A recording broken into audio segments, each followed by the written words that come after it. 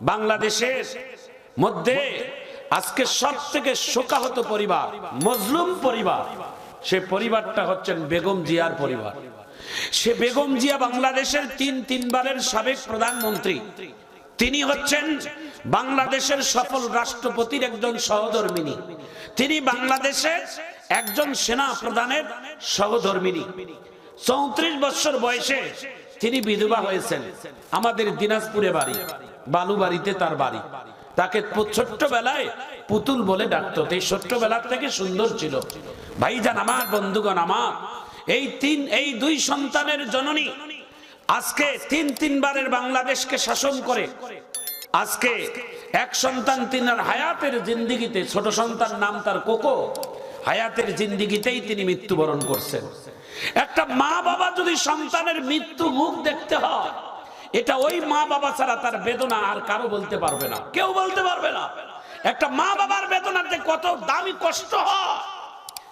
যে মা বাবা তার সন্তানের মরা মুখ দেখা লাগে, মৃত্যুর আগ পর্যন্ত এই মায়ের বুকের মধ্যে একটা দাগ লেগে থাকে।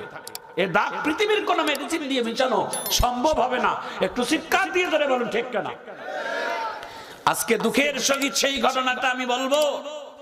বাংলাদেশের তিনবারের সাবেক প্রধানমন্ত্রীর সন্তান জনাব তারেক রহমান এই মাত্র কিছুদিন আগে বাংলাদেশে ঢুকছে, জনপ্রিয়তা নিয়ে বাংলার জমিনে কাজ করেছে। আজকে তিনি সব থেকে বড় অসহায় মজলুম হয়েছে। দল যে পারেন সেই করেন। একটা পরিবার, তার কষ্ট, তার যন্ত্রণা, একজন মুসলমান আর একজন মুসলমানের বিপদে দাঁড়ানো, এটা মুসলমানের দায়িত্ব। আল মুসলিম আখুল মুসলিম। একজন মুসলমানের আরেকজন মুসলমানের ভাই তো। একজন মুসলমানের বিপদে আরেকজন মুসলমানে দাঁড়াবে, এটাই মুসলমানের কাজ। আজকে মজলুম নেতা তারেক রহমানের মা, বাংলাদেশের তিনবারের সাবেক প্রধানমন্ত্রী, দুনিয়া থেকে চলে গেছেন ভোর 6টায়। আজকে তার স্থায়ী বড় বড় নেতাদের সামনে তিনি যখন বসা ছিলেন, 2 দিন আগে তারেক রহমানের চেহারাটা দেখলে কি সুন্দর দেখা যেত। আজকে তার মায়ের মৃত্যুর সংবাদ শোনার পরে ছেলেটি এইভাবে প্রথম সারিদের নেতাদের সামনে দাঁড়িয়ে তিনি অজরেই চোখের পানি ফেলে ফেলে কাঁদছেন তার মায়ের জন্য। পৃথিবীতে তার আপন বলতে আর কেউ থাকলো না। তিনি ছোট্টবেলায় বাবাকে হারিয়েছেন। তারেক রহমান যখন ছোট ছিলেন তখন তার বাবাকে সন্ত্রাসীরা মেরে ফেলেছে, জিয়াউর রহমানকে, এবং তার ছোট্ট ভাই মারা গেছে তিনি বিদেশ থাকা অবস্থায়। তার লাশ দেখতে পারে নাই, তারেক রহমান দেখতে পারে নাই। আজকে মাত্র লন্ডন থেকে এসে উড়াল দিয়ে আসলো 2-3টা দিন, মায়ের একটু সেবা করবে সেই সুযোগটুকু ছেলেটার হলো না। আজকে অজরে তিনি কাঁদছেন মায়ের জন্য। গোটা দেশ তাদের জন্য আজকে শোকাহত কাঁদছে। আল্লাহ এই জিয়া পরিবারেরকে আল্লাহ আপনি সবর করার এবং ধৈর্য ধারণ করার তৌফিক দান করুন। একটু আমিন বলেন। ভাইজান আমার, বন্ধুগণ আমার, একজন মুসলমান আর একজন মুসলমানের ভাই, আল্লাহ আপনি আমাদের প্রতি রহম করুন, আমার দেশের প্রতি রহম করুন। আজকে এই তারেক রহমানের চোখের পানির বিনিময়ে তার মাকে আপনি জান্নাত নসিব করুন। আমিন বলেন। গোটা দেশ তার জন্য আজকে কাঁদতেছে, গোটা দেশের মাটি তার জন্য আজকে কাঁদে।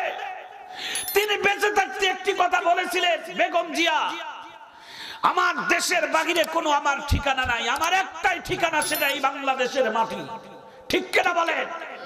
হায়াতের জিন্দেগিতে তিনি বারবার একটি কথাই বলেছেন, পৃথিবীর কোন দেশেই আমার আর ঠিকানা নেই, আমার মৃত্যুটা যেন বাংলার জমিনে হয়।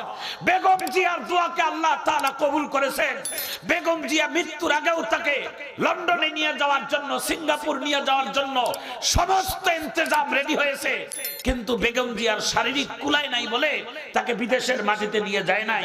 বিদেশের মাটিতে নিয়ে গেলে হয়তো বেগম জিয়ার মৃত্যুটা লন্ডনে হতো, সিঙ্গাপুরে হতো, কিন্তু বেগম জিয়ার শেষ মনের আস্থা, শেষ মনের চাওয়াটা ছিল আমার মৃত্যুটা যেন দেশের মাটিতে, দেশের মানুষের মধ্যেই হয়। ভাইজান আমার, বন্ধুগণ আমার, চোখের অশ্রু নিয়ে আমি একটি কথা আপনাদের কাছে বলতে চাই। আল্লাহ এই শোকাহত পরিবারটাকে আপনি রহম করুন। আয় আল্লাহ তারেক রহমানকে আয় আল্লাহ আপনি সুস্থতার নিয়ামত দান করুন। এই সন্তানটা সব থেকে বাংলা ধর্মীর সব থেকে এতিম হয়ে গেল, তার আপন বলতে আর কেউ নেই। মা হারিয়েছেন, বাবা হারিয়েছেন, ছোট ভাই হারিয়েছেন। তার মা পৃথিবীতে একটা ছায়া ছিল। পৃথিবীতে যার বাবা থাকে, তার মা থাকে, পৃথিবীতে আর তার কিছুই দরকার হয় না ভাই। আল্লাহ আমাদের সবাইকে সবর করার তৌফিক দান করুন। একটু চিৎকার দিয়ে জোরে কোন আল্লাহু আকবার। ভাইজান আমার, বন্ধুগণ আমার, ছোট্ট করে একটি পরিচয় দিয়ে দেই। এই কোরআনের, যেই কোরআনের মাহফিল শোনার জন্য আমরা এসেছি, আপনি আমি কোরআনকে প্রশ্ন করি, কোরআন আপনার পরিচয়টা কি? আপনি কোরআন তোমার পরিচয়টা একটু জানিয়ে দাও। কোরআন উত্তর দিচ্ছে আয়াতগুলো যখন বলবো হাত উঁচু করে আল্লাহু আকবার বলবেন। বাল হুয়া কুরআনুম মাজিদ।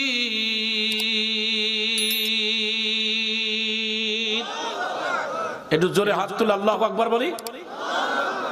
মাঝে মাঝে কথা বলবে। কোরআনকে আবারও প্রশ্ন করেন, কোরআন আপনার বাড়ি কোথায়? কোরআন উত্তর দিবে ফি লাউহিম মাহফুজ। আবার কোরআনকে প্রশ্ন করেন, কোরআন আপনি কোন মাসে এসেছেন? কোরআন উত্তর দিবে শাহরুর রমাদানাল্লাযী উনজিলা ফীহিল কুরআন। আবার কোরআনকে প্রশ্ন করেন, কোরআন রমজান মাসে এসেছেন? লৌহে মাহফুজ থেকে আসছেন, কিন্তু কোন রাত্রিতে এসেছেন? কোরআন এটা উত্তর দিবে ইন্না আনজালনাহু ফি লাইলাতিল কদর ওয়া মা আদরাকা মা লাইলাতুল কদর। কোরআন লাইলাতুল কদরের রাত্রিতে নাজিল হয়েছে। আবারও কোরআনকে প্রশ্ন করেন, কোরআন আপনি এই পৃথিবীতে আসার কারণটা কি বলবেন? আপনার উদ্দেশ্যটা কি? প্রত্যেকটা জিনিসের উদ্দেশ্য আছে না নাই? জোরে বলেন আছে না নাই?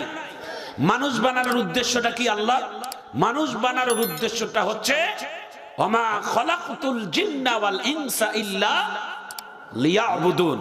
আল্লাহ যখন জিন আর ইনসানকে বানাবে তখন ফেরেশতারা আল্লাহর কাছে বাদী হয়েছিল, আল্লাহ এদেরকে বানাইয়েন না। কেন? বলে এরা দুনিয়াতে মারামারি কাটাকাটি করবে, এরা হাঙ্গামা করবে, এরা দুনিয়াতে ফাসাদ করবে, এরা দুনিয়াতে খুন তারাশি করবে। আল্লাহ বলে আমি তোদের কাছে শুধুমাত্র বলতে চেয়েছিলাম, এত পরামর্শ দেওয়ার দরকার না। আমি আল্লাহ যা চিন্তা করি তাই করব, তোমরা শুধু দেখে থাকো। এই মানুষগুলোকে বানানোর ক্ষেত্রে আল্লাহর ফেরেশতারা নিষেধ করছিল। একটু জোরে আল্লাহু আকবার বলেন। কিন্তু এই মানুষগুলো হচ্ছেন পৃথিবীর সবথেকে আল্লাহর কাছে দামি। ওয়ালাকাদ কাররামনা বানি আদম। একটু জোরে কোন আল্লাহু আকবার। প্রিয় ভাইয়েরা আমার, প্রিয় বন্ধুরা আমার, এই মানুষগুলোই আবার দুনিয়াতে দামি, এই মানুষগুলো আবার দুনিয়াতে কম দামি। উলাইকা কাল আনআম বাল হুম আদল উলাইকা হুমুল গাফিলুন। মানুষ যদি মানুষ না থাকে তাহলে এই মানুষগুলো চতুষ্পদ জানোয়ারের থেকেও খারাপ হয়ে যায়। জোরে বলুন ঠিক কেন? সুতরাং এই কোরআনকে প্রশ্ন করেন, কোরআন আপনার আসার কারণটা কি একটু বলেন। কোরআন আসার কারণটা নিজেই বলছে, শোনার পরে হাত তুলে আল্লাহু আকবার বলবেন। হুদাল লিন্নাস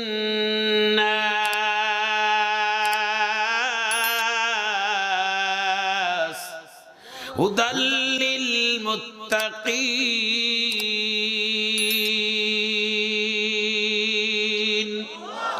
এ বাণী সকলের নয় শুধু মুমিনের, এ বাণী সকলের নয় শুধু মুমিনের, যারাই চলবে মেনে ফল পাবে কোরআনের। ঘরেই বলো কিবা রাষ্ট্রে বলো, অশান্তি দূর করে শান্তি আনে সমাধান।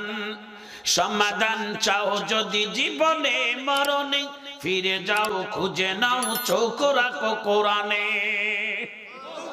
একটু হাত উঁচু করে সবাই আরেকবার আল্লাহু আকবার বলেন তো দেখি। সবাই হাতটা উঁচু করে টন টন করে দিয়ে জোরে আল্লাহু আকবার বলেন। এ কোরআনের পক্ষে থাকলে লাভ আছে না নাই? জোরে বলেন আছে না নাই? জীবনভর কোরআনের পক্ষে থাকবো, কোরআনের পক্ষে কাজ করব। কোরআন যদি রমজান মাসে নাজিল হওয়ার কারণে রমজানের দাম বাড়তে পারে, কদরের রাত্রিতে নাজিল হওয়ার কারণে কদরের দাম বাড়ে, মক্কা মদিনায় নাজিল হওয়ার কারণে মক্কা মদিনার দাম বাড়ে, এই কোরআন যেই পাহাড়ে নাজিল হয়েছে, পাহাড়ের দাম যদি বাড়ে, বুকে হাত দিয়ে বলেন এই কোরআনের সাথে আমাদের সম্পর্ক ভালো থাকলে আমাদেরও দাম পাহাড়ের মতো, মক্কা মদিনার মতো, ওই রমজানের মতো, লাইলাতুল কদরের মতো সম্মানিত হবে। জোরে বলুন ঠিক কিনা? কোরআনের সাথে লেগে থাকবো তো ইনশাআল্লাহ। জোরে বলেন ইনশাআল্লাহ। কোরআনের এক হরফ পড়লে 10 নেকি পাওয়া যায়। কয় নেকি?